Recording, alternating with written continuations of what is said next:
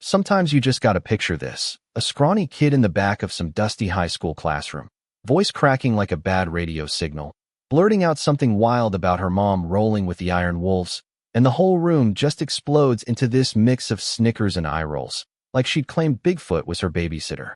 Yeah, that was Ellie Harlan, all of 14, her face turning beet red as the laughs hit her like a slap. And me? Well, I was there, sort of pieced this whole thing together from the whispers that still echo around Blackridge, this nowhere speck of a town out in the Montana Panhandle, where the biggest excitement's usually a flat tire on the highway or the annual chili cook-off that always ends in a fight over beans. But Ellie's story? Man, it shook the ground, literally, and left us all wondering if the folks we judge hardest are the ones holding us together when the chips are down. Ellie wasn't the type to hog the spotlight, hunker down in her corner of the room, scribbling these fierce sketches of howling wolves and chrome beasts in her battered notebook, the kind of doodles that screamed she was dreaming bigger than Blackridge's sagging silos and endless cornfields. Her family's place was on the edge of town, that old Harlan spread where the fences lean like they're tired of holding in the wind, and her mom, Riley Harlan, well, Riley was the ghost story parents told their kids to keep in line. Grease monkey by day at the local auto shop, hands black as midnight from wrestling engines back to life. But she'd roll up in her faded denim cutoffs and that scuffed leather vest patched with the Iron Wolf's emblem, snarling gray wolf mid-leap. Wings of iron framing its jaws, and folks would cross the street, muttering about trouble on two wheels, like she was the devil's own mechanic. See, Blackridge had this undercurrent of that small-town venom, the kind brewed from folks clinging to their tidy lawns and HOA busybodies who find you for letting your grass hit 3 inches, all while nursing grudges over who got the best plot during the last land grab back in the 80s. Riley's crew, the Wolves, they'd rumble through on charity runs, fixing busted tractors for broke farmers or hauling supplies after floods. But nah, to the pearl clutchers, they were just those outsiders stirring up noise, a threat to the illusion of perfect, buttoned-up community where everyone pretended their skeletons stayed buried. It all cracked open one muggy September afternoon in English class, Mrs. Hargrove droning on about family legacies like they were some Hallmark postcard, and she turns to Ellie with that soft, probing smile. What about you, dear? What's one thing your family's proud of? And Ellie, God love her, she freezes for a beat, those big hazel eyes flicking to the floor, but then it tumbles out, quiet but fierce. My mom's an iron wolf. She rides with M, patches and all. The room goes pin drop still, just long enough for the air to thicken, and then bam, it's like someone flipped the switch on a laugh track gone wrong. Tommy Reeves, this lanky farm kid with a chip on his shoulder from his folks losing half their acres to that shady developer deal last year, he's the first to snort. Yeah, and I'm the Easter Bunny's roadie. But it's Becca Langford who turns it into a feeding frenzy. Oh man, Becca with her perfect ponytail and that queen bee smirk. The daughter of the HOA president who's been gunning for Riley ever since she wouldn't sell off a sliver of Harlan land for their precious Village Green expansion. Becca leans back, flipping her hair like it's a weapon, and drawls. If your mom's a wolf, Harlan, then I'm the alpha bitch. Oh wait, that's just your vibe. The class howls, forks clattering in the cafeteria echo later as the rumor spreads like spilled oil, kids mimicking wolf howls and revving imaginary throttles. Hear that, Ellie? That's your mommy's pack, running from the cops again. Ellie's crumbling inside. You can feel it hat raw twist in your gut when the world's convinced you're full of it, when every whisper carves a little deeper, leaving you hollowed out and wondering if maybe, just maybe, you should have kept your mouth zipped forever. She bolts to the bathroom at lunch, locks herself in a stall, hot tears splashing on her sneakers, thinking, why'd I say it? Why can't we just be normal? Like the Langfords with their stupid white picket fence and dad's golf trophies. But deep down, that spark flickers Riley's face in her mind, those calloused hands braiding her hair at night, whispering stories of roads that lead to freedom, not fences. That evening, back at the farmhouse where the screen door creaks like it's got stories of its own, Ellie's poking at her mashed potatoes, the weight of it all pressing down like the summer storm clouds rolling in, and Riley clocks it instantly, those sharp blue eyes missing nothing, honed from years of spotting lies in a poker game or a faulty carburetor. Spill it, kiddo. she says, sliding into the chair across from her, that red bandana still tied back from the shop, smelling faintly of motor oil and resolve. Ellie chokes it out between bites that taste like cardboard. They laughed, Mom. Called me a liar, said you're nothing but trouble, that the wolves are just a bunch of rejects who couldn't hack a real job, and Riley's fork hovers midair, her jaw tightening like a wrench on a stubborn bolt, but her voice stays low, steady as the rumble of a idling bike. They want proof, huh? All right, tomorrow they get an eyeful. No more hiding who we are, Ellie. Not for them, not for anybody. Ellie's heart does this weird flip, half terror, half this electric thrill, like she's glimpsing the wolf under her mom's skin, and she nods, wiping her eyes, clinging to that promise as the night deepens, crickets chirping like they're in on the secret.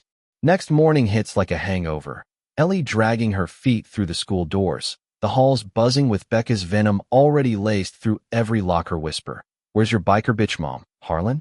Guess she's too busy dodging DUIs to show. Becca corners her by the vending machine, arms crossed, that fake sweet smile sharpening into a sneer. Admit it, you're just fishing for pity. Daddy left, 'cause even he couldn't stand the grease monkey act, right? Wolves? Please, your mom's probably peddling moonshine out of the shop to pay the bills. Ellie's cheeks burn furnace hot, fists balled in her pockets, the old shame clawing up her throat. But she bites back, voice a shaky whisper. You don't know shit about us, Langford. My mom's fixed your dad's precious Cadillac 3 times this year, billed him half, 'cause he whined about the economy. Who's the real scavenger? Becca blinks, thrown for a second, her posse snickering uneasily, but she recovers with a hiss.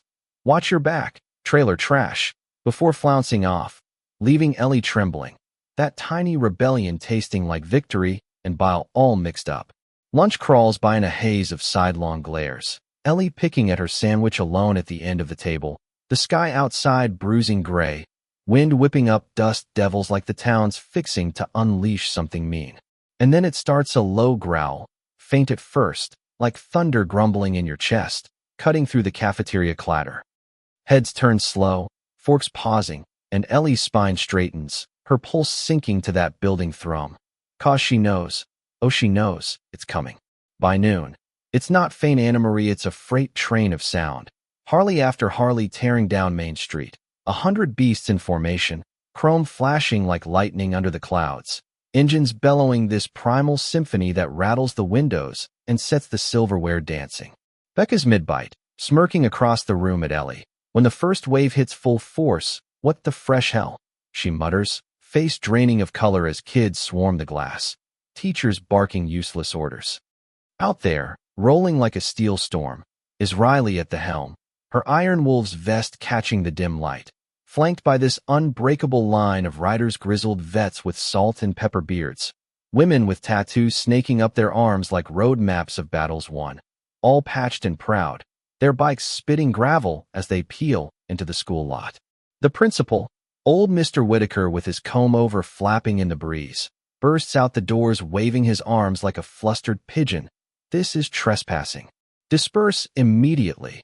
But Riley's already off her saddle, helmet tucked under one arm, striding through the chaos with that don't fuck with me swagger, her dark hair whipping free.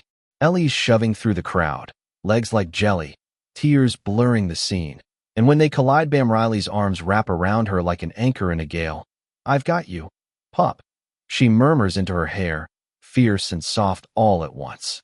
Then Riley pulls back, turns to the gawking sea of kids and staff, her voice cutting clean through the stunned hush. My girl's no liar.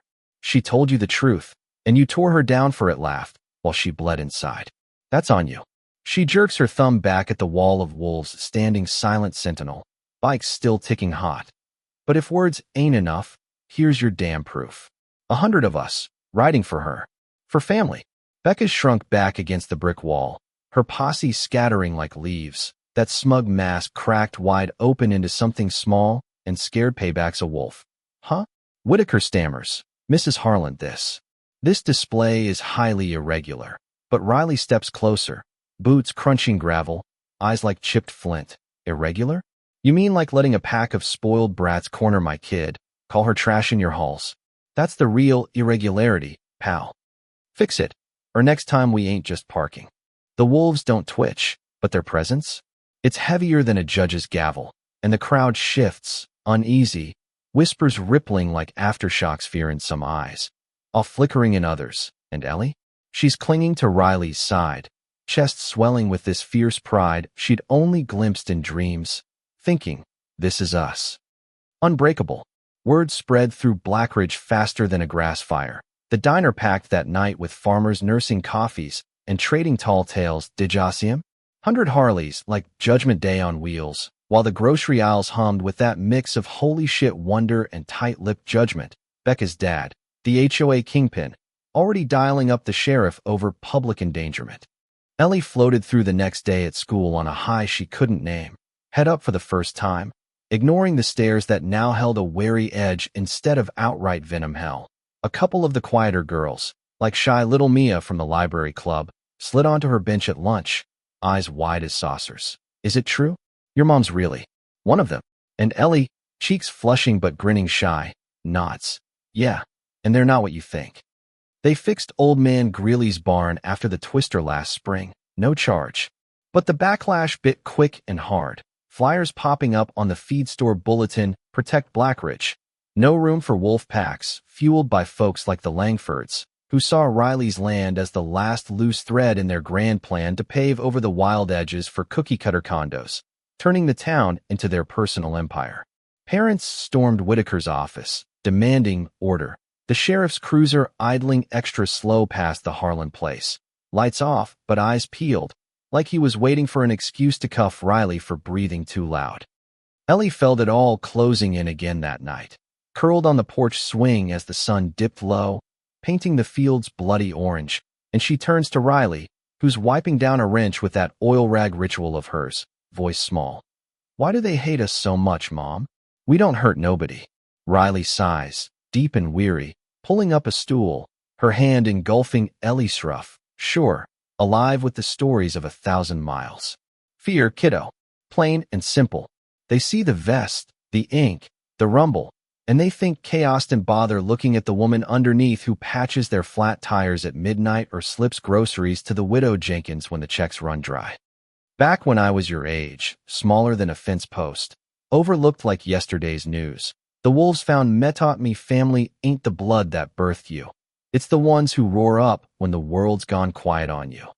Ellie's throat tightens, that lump rising sweet and sharp, and she leans in. Were you scared? First time. Riley chuckles, low and smoky, eyes drifting to the horizon like she's seeing ghosts on the road. Terrified, pup. Thought my heart'd punch right through my ribs. But then the wind hits, the pack falls in behind you. And damn if it don't feel like flying free, fierce, like you could outrun every ghost chasing you. They sit there as dusk settles, the crickets tuning up their chorus, and Ellie feels it shift inside her, that shame molting into something armored, thinking maybe she could learn to howl too, one day. But peace? Nah, that was too much to ask. The pot boiled over Saturday at the town hall, where a community safety meet had drawn a frothing crowd waving signs like Blackridge for Blackridge Wolves Out. Becca's dad leading the charge, red-faced and spittle flying, ranting about gang infiltration and how Riley's outlaw circus was tanking property values. Code for that Harlan dirt's gotta be ours for the strip mall dream. Ellie and Riley pull up in the old Ford, dust swirling, and Ellie's gut twists. Mom, let's just go. They're out for blood. But Riley's jaw sets like concrete. Run now. They own you forever, kid. We stand. They step out into the fray, murmurs turning to snarls, some redneck in a feed cap hawking a loogie their way. Take your mongrel crew and get. And Riley's eyes flash, but she holds steady, voice slicing calm through the noise. My kind? You mean the kind that drags your flooded truck out of the creek at 3 a.m. or stitches up your boy's knee after he wiped out on his dirt bike? Yeah, that's us wolves through and through.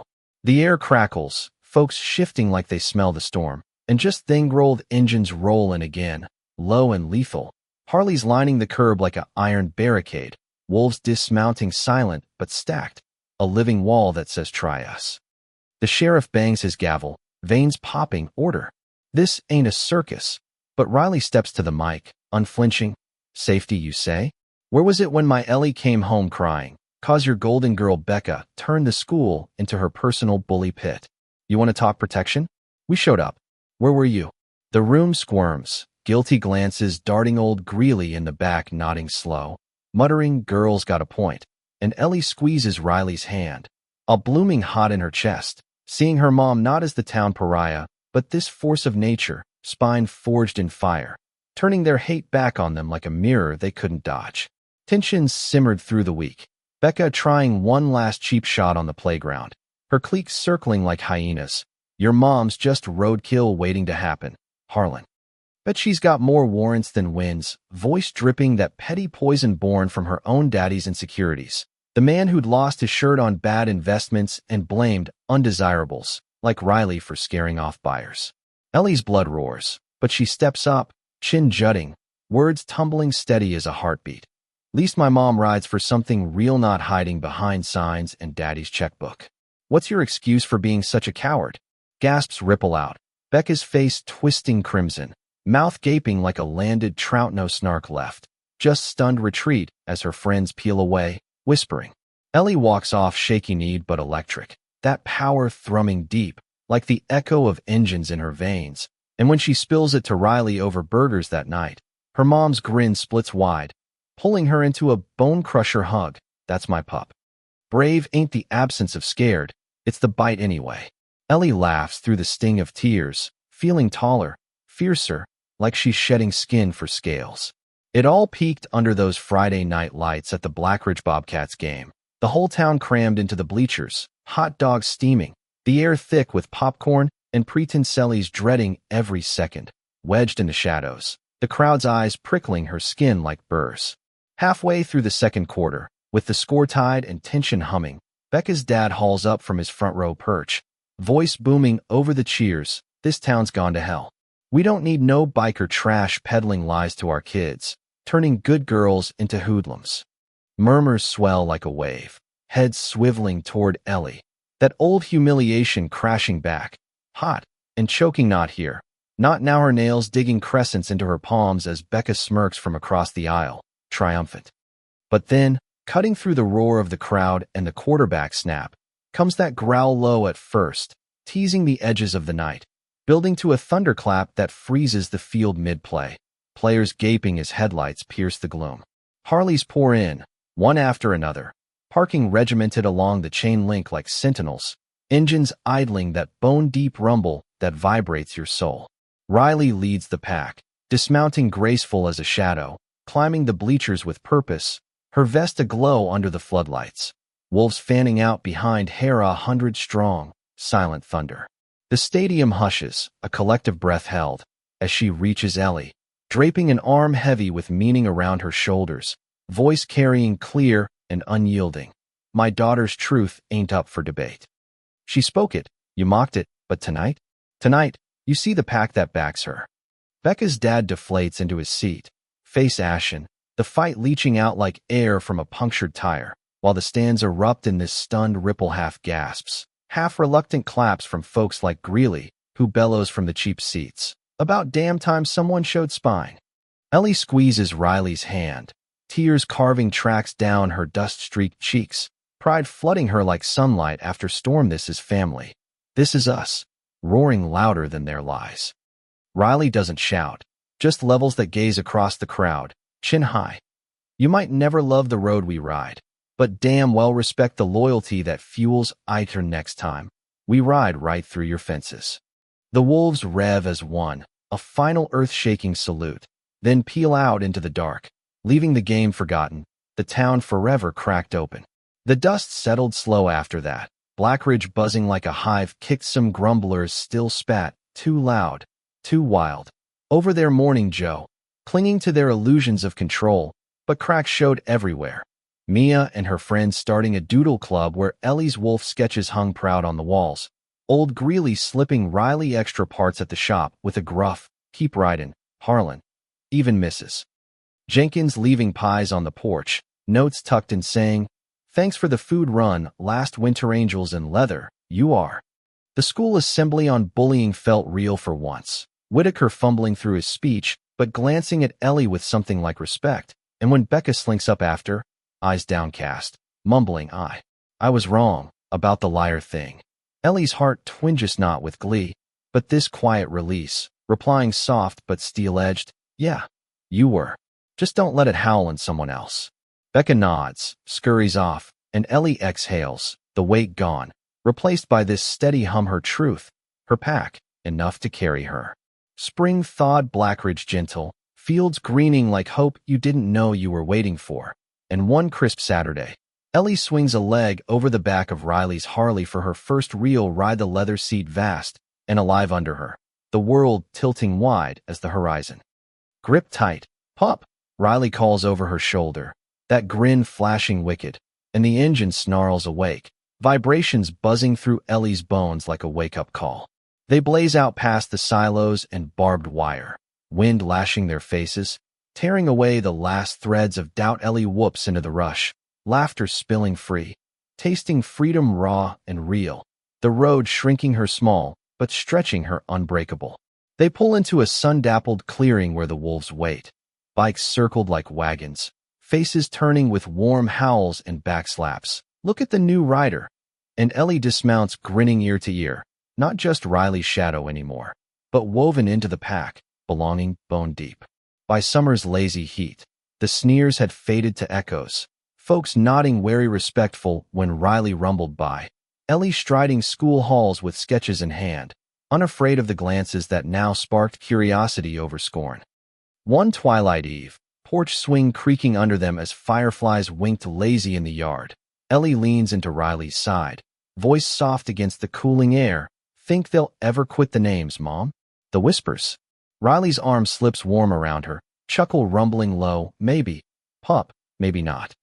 But when they do, you'll never stand solo. A pack's got your six, always. Ellie smiles into the fading light, that phantom rumble thrumming in her chest, steady as breath, knowing the world's judgments might howl forever. But family? Family rides deeper, fiercer, leaving tire tracks on your soul that no storm can wash away. Phew, ain't that a ride? Leaves you chewing on it. Right, what's real family when the town's baying at your door? And who gets to draw the line between outlaw and guardian? Drop a comment below, why all where you tuning in from? And spill. Ever had a pack like that show up for you? Or been on the side slinging the judgment? Hit like if it revved your engine. Subscribe for more raw slices of life that hit like thunder. And smack that bell so you don't miss the next howl. What's your take? Did the wolves win the town? Or just expose the wolves among us? Let's chew it over.